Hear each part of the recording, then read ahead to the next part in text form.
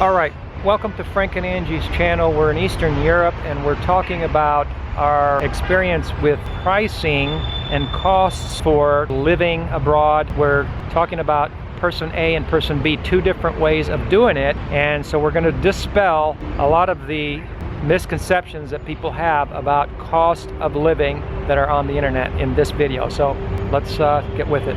Let's talk about international cost of living. I've mentioned in the past that you've got a lot of videos on the internet, on YouTube, talking about what does it cost to live here?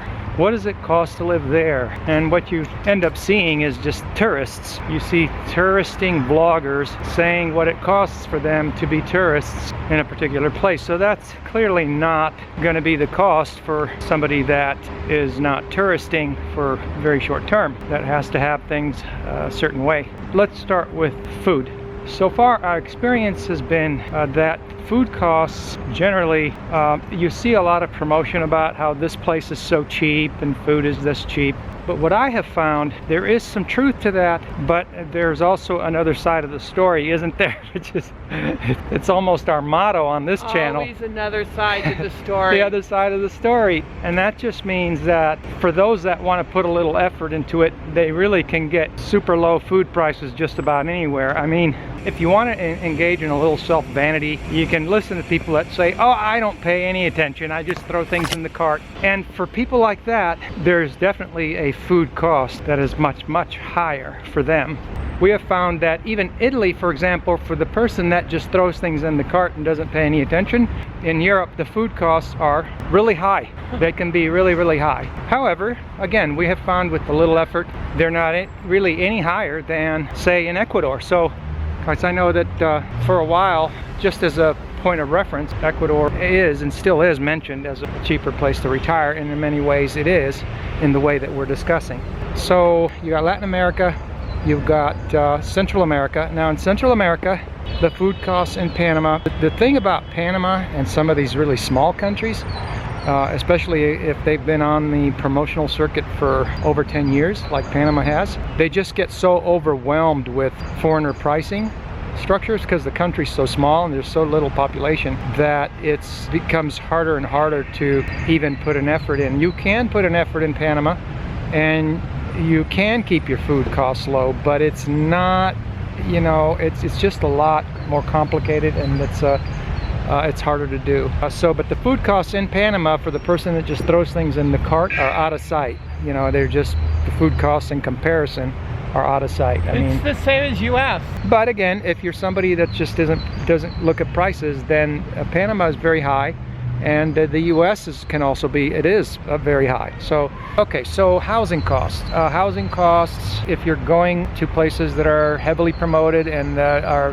very high on the foreigner circuit and stick with the foreigners who speak your language and all that, then the prices can be pretty high, although in comparison to, for example, you got Panama where you got people on YouTube saying things like, yes, the rents are high at $3,000 a month, but if you're from California, hey, it's normal. So, you know, you got things like that going on, and that's always going on, especially in Latin America, because they're on the west coast, on the west side of that part of the world. And then on this side, you know, Europe side, you've got the people from England, and the further east you go, then you've got people from Russia and that kind of thing. So you've got similar situations going on with traffic, foreigner traffic, and price increases in different parts of the world from different participants. A lot of times the foreigner likes to do the same thing. They like to go in that center touristy area where all the foreigners want to be. And so the prices there, of course, well, you're going to spend a lot more there. You're going to spend a lot more, and they're incrementally increase. And you see things like on expat blogs, people bragging about $700 rents as if they were super cheap, when I'm sure they are compared, you know, to California or something, or New York, but compared to, say, you know, what local rents are, it's, you know, very high. They're twice as much or more. So. Or sometimes 3 times as much. So yeah, so you've got that scenario. So to say rents, or, you know, I mean, are rents cheap over here, over there, it just depends on how you're doing it and who you are. Generally speaking, though, for the foreigner, the rents are going to be higher. For example, if you're from city center Moscow, I'm sure that the rents are a lot lower, you know, even in the center of the cities here in Eastern Europe, even though those rents are much, much higher than what the locals pay. So I'm saying that there is a pricing structure here that is pretty similar everywhere we've been, actually, and it just comes down to whether or not you're person A or person B. So if you're person A, you know, the guy that's comparing to big city, his country, or if you're person B who's paying attention to what local pricing is and has a little bit more fun and more options, you know, by pursuing that pricing. We're this, in case you hadn't noticed, we're the second. we're person B. They know that already. And we're so good at it. Well, we've made so many videos about all the consequences in the long run about that that even if I won the lottery tomorrow, I still would be person B. Of course. You know? Of course we would. And that's the whole point, you know, of our videos. It has nothing to do with, I've said, how much money you got. It has to do with, you know, making sense out of it all. So exactly. So the bottom line is that the pricing has really been pretty similar, you know, because you've got things like, for example, you know, maybe, you know, in one country, chicken's higher, but apples are cheap, you know. And then in the next country, apples are high, but chicken is cheap. So, you know, it all kind of washes when it comes to things like that on the food. And then the rents, we've found that if you stick with locals, they're pretty similar, because most other countries outside of the top 10-20% of most the expensive extremely developed countries that stand out in that sense, you know, most of the rest of the world is not that expensive. I mean, some places a little bit more than others, but generally speaking, the locals are in a certain price category, and it's generally speaking, it's $500 or less, unless you're talking beachfront or, you know, something like that, city center. I agree with that. Yeah. Yeah. So we have found prices so far, and we don't claim to have been to over 100 countries or anything like that, but we keep track and we keep tabs of a lot of different places. We have been to a lot of different continents. And we know how to do the research. We could ferret out local pricing anywhere in the world. So we don't have to actually have physically traveled there, because really, if we're going to travel anywhere anyway, people like us that don't throw money around, we're going to do our research and our homework before we even go there. So we're going to know everything before we even go there. It's not going to be a surprise as far as how much the rent is or anything else. So there you have it. You got your rent, your food. What about utilities? Utilities, you do have some control over that, although you've got areas like being in the Andes Mountains and some of these mountains in Mexico, some of these tropical areas that have mountain ranges where you've got temperatures that are really mild.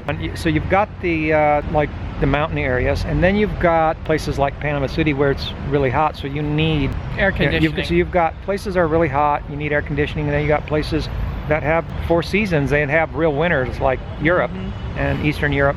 And what we have seen is that, you know, you can, like, for example, after the electricity rates went a lot higher in Ecuador, even when we were in Unguilla, we weren't using air conditioning, even though the temperatures, contrary to what you're told that it's in the 70s all the time, it was 90 degrees there. We still weren't using air conditioning. We had some fans because it is in the mountains, and, you know, at least it does cool off in the evening, but it does get pretty hot in the afternoon. Point is, we weren't using air, and we did change out all the light bulbs to low wattage bulbs and that kind of thing.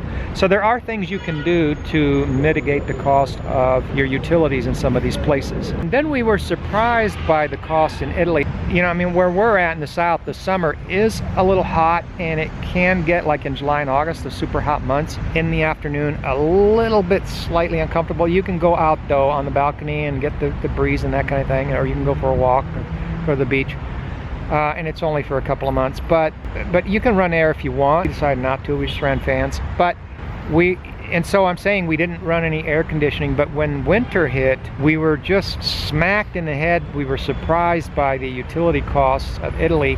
The way we do things, by paying the local price rents, say it's $300 or $350, the electricity, and we're conservative with our electricity use. I mean, it's not, we're not sitting here, you know, blowing heaters in all the rooms and all stuff. And even so, even with being conservative, the electricity bill was just as much as the rent on a low price rent. You can see where Italians on modest incomes would be really having a very difficult time, and you see Yes. why a lot of Italians on Social Security and pensions are leaving Italy, Yes. because they cannot afford to live in Italy. So it's not just about being smart about shopping for your food and paying local rents. Now they've got you over a barrel on the utility costs. Okay, so in some of these lower priced areas, off the beaten track, not the touristy areas, the small towns where you pay $300, $350, $400, the electric bill is the same as the rent.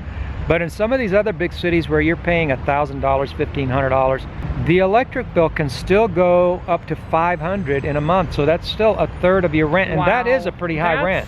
That's high. So I mean, you're blowing through money every month for rent, and that's just electricity. That does not include internet, and the gas. The gas is higher than Ecuador, way higher, because it's not subsidized. So it's like $24 for a tank of gas instead of like $2.50 or $3 in Ecuador. So you've got. You mean in Italy it's $24? In Italy it is, yes, thank you. And then you've got telephone cost or cell phone or whatever.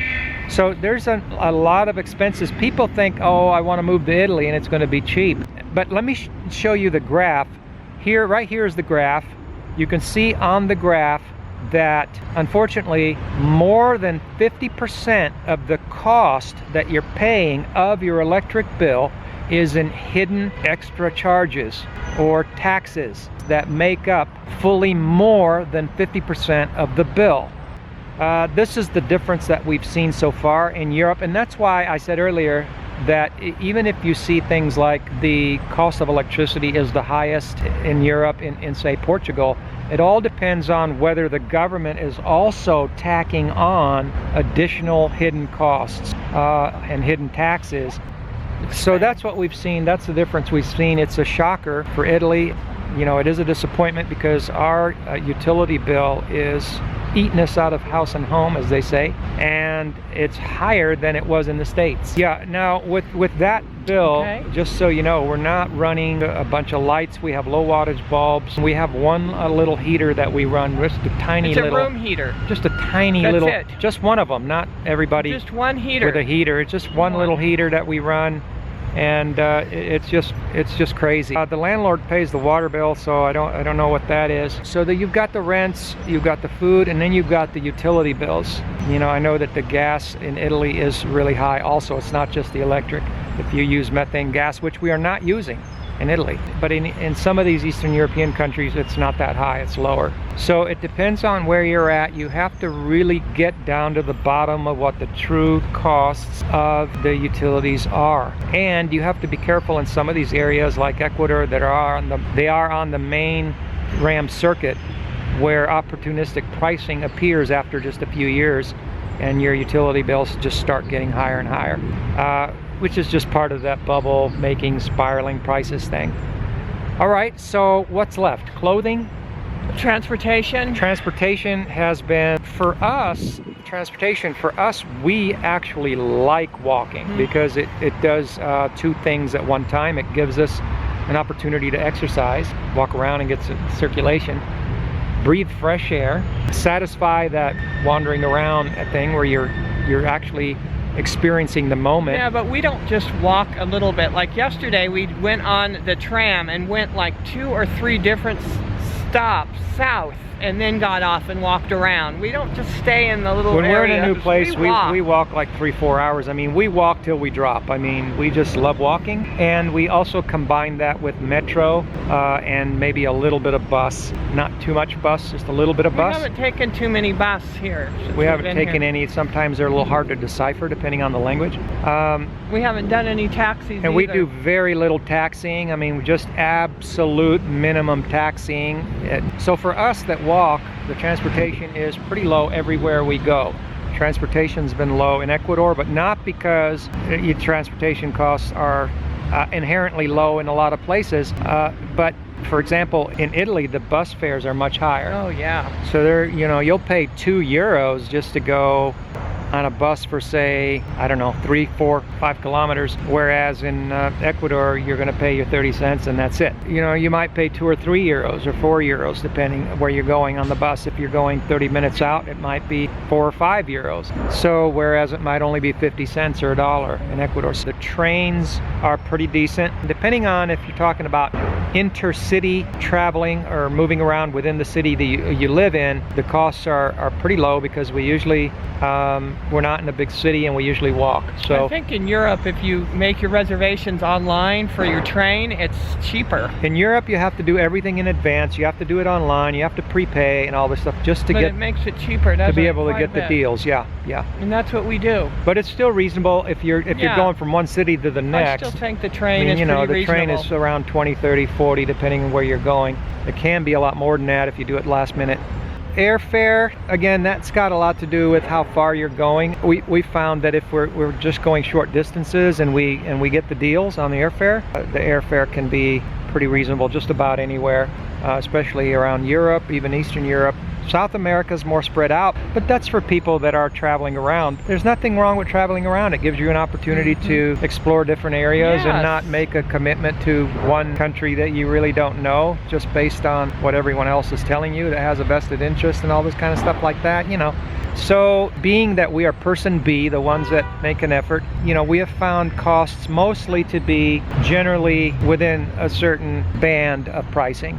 That is the local pricing, and it's comfortable. Exceptions have been what we've already stated. The utilities in Italy so far, the cost of food and rents in places like Panama, and any city that's on the RAM circuit, in the RAM bubble areas. So that's the wrap up on international costs. I know that people are lured by a lot of promotion, being told that this is the cheapest place in the world and this is not, and that kind of thing, or it's way cheaper than your home country. You can't retire in your home country. It's too expensive. You've got to go to this place because this is the cheapest place. And we're dispelling that notion. We're saying that for the B people, the A and B, that if you know what to look for and make an effort, you can get the pricing you need. You just have to watch out for surprises like the utility costs in Italy, and you have to stay out of areas that are already well known, that are still promoted as cheap, but are actually the highest cost areas in Latin America, like Panama and other places on the RAM circuit, and Costa Rica, any of those places that are heavily promoted. So again, I wanted to give you this information to encourage you to understand that you're not stuck. Things don't look so bleak. They only look bleak when you follow the crowd, go to the RAM promoted places, do things the way everyone else does, and basically fall for the misinformation and the BS that is put out on the travel channels. You know? I guess, you know, all right, let's walk.